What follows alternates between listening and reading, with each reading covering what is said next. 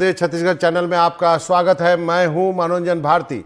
आज चर्चा करेंगे एक बहुत ही गंभीर विषय की। जी हां, बात जो है ग्वालियर की है। ग्वालियर में रेत और पत्थर माफिया की करतूतें गाहे बगाहे चर्चा में आती रहती है, लेकिन बीती रात उसकी जो हरकत प्रकाश में आई है उससे न केवल ग्वालियर बल्कि भोपाल तक में खलबली मची हुई है।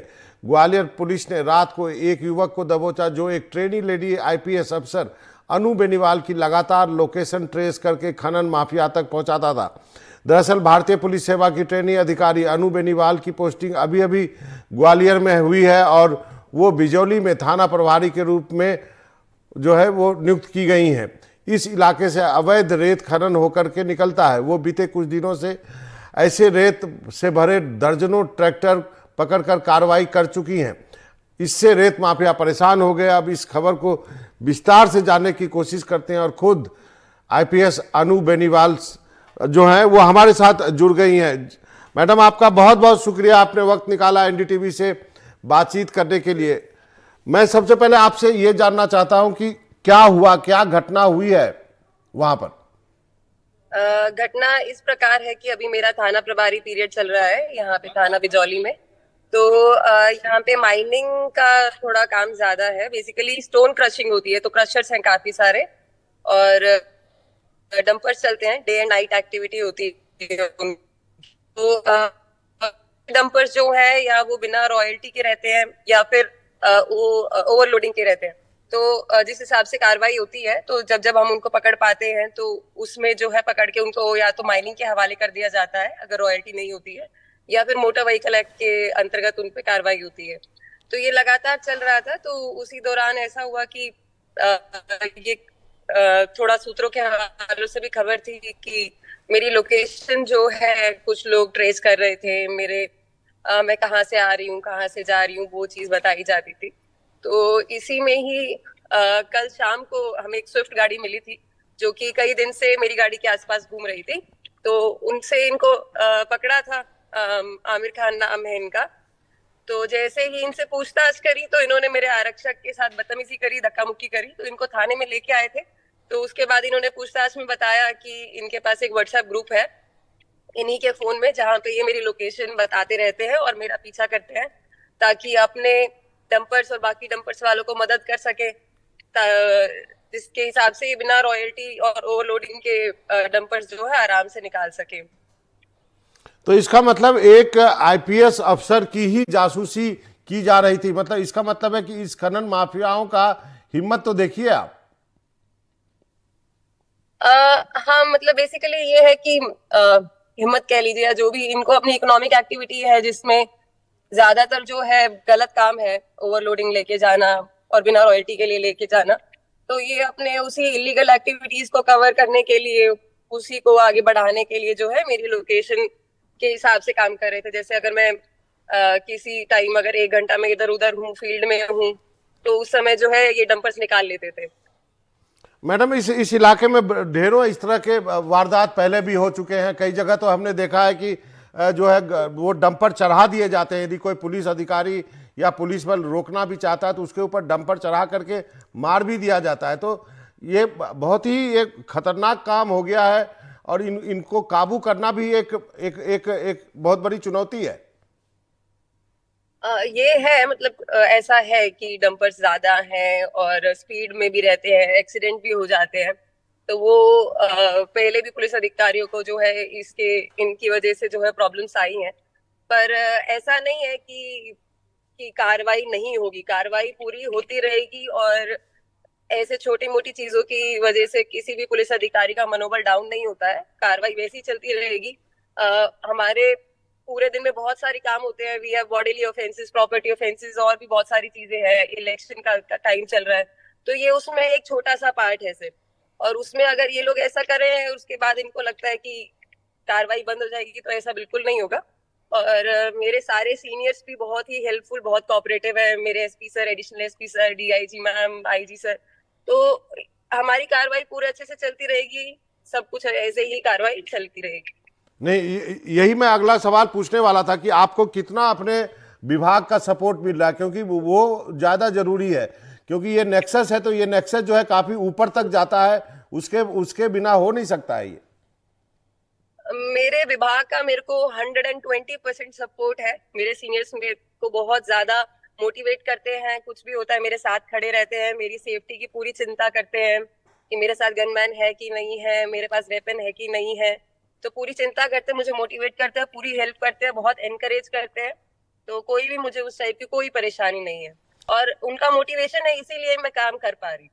मैडम अब एक एक थोड़ा अलग हट के सवाल है, मैं आपके बारे में जानना चाहता हूं, क्योंकि अब आप जो है एक रोल मॉडल हैं उन तमाम लड़कियों के लिए, लड़कियों की क्या बोले, वो जो युवा हैं जो तैयारी करते हैं, उन सब के लिए आप रोल मॉडल होने वाली हैं। तो आप थोड़ा अपने बारे में बताइए, आपकी क्या स्ट्रगल रही यहाँ तक पहुँचने में।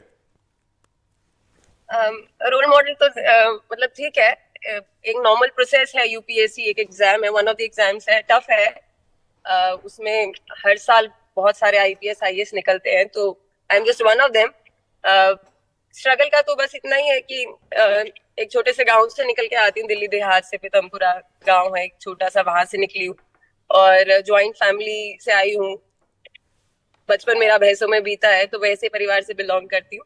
पर ठीक है, मेरे ख्याल से हर एक आईपीएस आईएएस जो बनता है वो स्ट्रगल स्टोरी सबकी ही होती है, तो एक वही नॉर्मल स्ट्रगल स्टोरी मेरी भी है।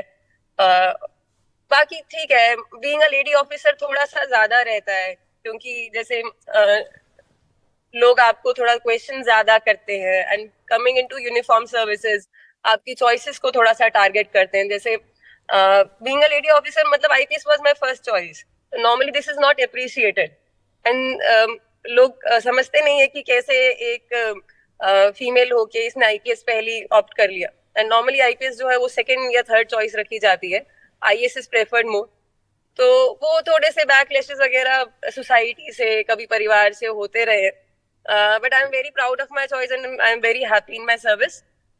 हेक्टिक है, सारी चीजें हैं, पर मुझे बहुत अच्छा लगता है कि मैंने सपना देखा था बचपन में और साकार किया, और उसमें काम कर रही हूँ और ऐसे ही करती रहूंगी। मैडम माफी चाहता हूं, मैं सुन नहीं पाया, बिहार में कहाँ से आती हैं आप। मैं दिल्ली से हूँ। दिल्ली से हैं, अच्छा, मुझे बिहार सुनाई दिया था।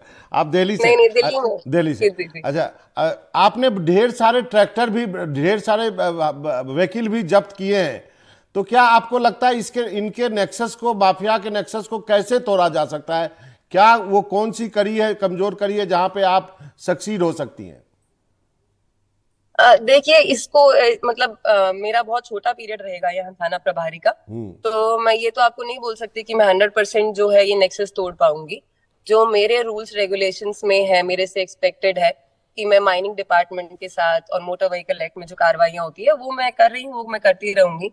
बाकी कॉपरेशन में ये होता है कि मेरे सीनियर ऑफिसर जो पुलिस विभाग से हैं, दूसरे विभाग से माइनिंग ऑफिसर है, एसडीएम सर हैं, तो हम लोग जो है मीटिंग्स भी लेते रहते हैं इनकी। तो जैसे लास्ट वीक भी हमने एक मीटिंग की थी जहाँ पे हमने सारे क्रशर्स ओनर्स को बुलाया था, उनको सारे रूल्स रेगुलेशंस बताए थे कि ये आपके रूल्स रेगुलेशंस हैं, आपको जो है ये सारी चीजें फॉलो करनी होंगी। और उसके बाद उनको नोटिस दिए गए थे कि अगर आप ऐसे नहीं करेंगे तो आप पे जो है उचित कार्रवाई की जाएगी। तो एक सिस्टम है, धीरे धीरे आप जो है उस पर कार्रवाई करते रहे तो आई एक्सपेक्ट कि इम्प्रूवमेंट आएगी। मैडम आपने जो काम किया उससे निश्चित रूप से आप जहां पे हैं वहां पे लोगों के हौसले, आपके साथ जो काम करें वो हौसले बुलंद होंगे, लेकिन आप क्या इंश्योर करेंगे, जैसा आपने कहा कि आपका टेन्योर छोटा रहेगा, तो आप कैसे इंश्योर करेंगे कि जब आप यहाँ पे नहीं होंगी तो आपके द्वारा किया गया काम वो उसको भी जारी रखा जाए, फिर से माफिया हावी ना हो पाए? देखिए एक बार अगर सिस्टम थोड़ा सा चेंज हो जाता है तो ऑब्वियसली वो थोड़ा सा तो कैरी फॉरवर्ड होगा ही होगा। पर ये है कि जब मेरा थाना प्रभारी का पीरियड खत्म हो जाएगा तो उसके बाद भी जो मेरे पास अपॉर्चुनिटीज आएंगी, सीएसपी शिप होगी, उसके बाद एसपी शिप आएंगी, वो सारी चीजें तो हैं। तो ये डिस्ट्रिक्ट रहे या कोई और डिस्ट्रिक्ट रहे, तो उसमें जो भी कार्रवाई होंगी वो तो हम करेंगे। बाकी सिर्फ मैं ही नहीं हूं ना इस सिस्टम का पार्ट, जैसे माइनिंग है उसका भी नेक्सस है, तो ऐसे ही पुलिस डिपार्टमेंट का भी तो अपना पूरा ग्रुप है ना। तो मेरे जो ऊपर अधिकारी हैं वो बहुत अच्छा काम कर रहे हैं, एंड आई एम 100% श्योर कि मेरे जाने के बाद भी, मतलब मेरे थाना प्रभारी पीरियड खत्म होने के बाद भी मेरे सीनियर्स इस पे जरूर काम करते रहेंगे, और जिस हिसाब से अगर मैं काम करूंगी और इस पे अच्छे रिजल्ट्स आ पाएंगे तो मेरे जूनियर्स जो आएंगे या मेरे बाद जो आएंगे तो वो भी ये सिस्टम को बिल्कुल जारी रखेंगे। तो वो मुझे पूरी पूरी उम्मीद है।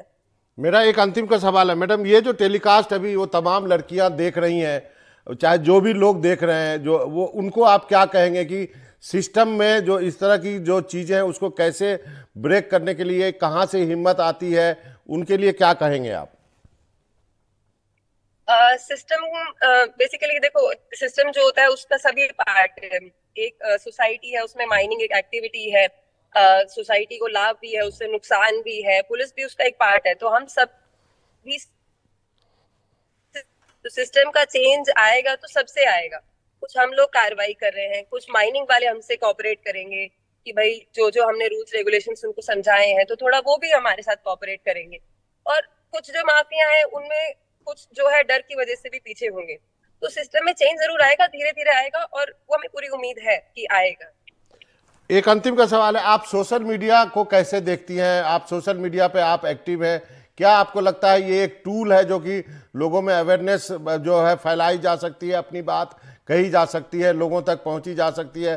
केवल रील देखना और रील बनाना ही सोशल मीडिया नहीं है। सोशल मीडिया ये है कि मैं कई साल पहले मैंने सोशल मीडिया यूज करना शुरू किया था, तो मैं सिर्फ एक ही प्लेटफॉर्म पे हूँ वहां पे। और उस पे जो है normally I have used it as a personal blog. Official मैंने चीजें बहुत रेयर ही शेयर करी होंगी, बहुत कम की हैं। तो अभी जब से मेरा थाना प्रभारी पीरियड शुरू हुआ है, तो टू बी वेरी ऑनेस्ट मेरे को समय ही नहीं मिलता है। तो जहाँ पे आपके 17-18 घंटे काम के हो रहे हैं, तो आपको पता ही नहीं चलता है सोशल मीडिया कहाँ क्या चल रहा है अभी। पर सोशल मीडिया एक अच्छा टूल है जहाँ पे अपनी बात को रखा जा सकता है, पर उसके नेगेटिव कॉन्सिक्वेंसेस भी होते हैं। तो बहुत सारे लोग जो है, मान लीजिए कि आपने कोई अच्छी कार्रवाई करी है, आप उसको पोस्ट कर देते हैं, या कोई और वहां पे पोस्ट कर देता है, तो उसमें जो कमेंट है इसमें दोनों चीजें देते हैं कि बहुत सारे लोग उसमें पॉजिटिव चीजें डाल, बहुत नेगेटिव लेंगे, चलता रहता है। पर सोशल मीडिया रियलिटी है, उससे आप बच के भाग नहीं सकते।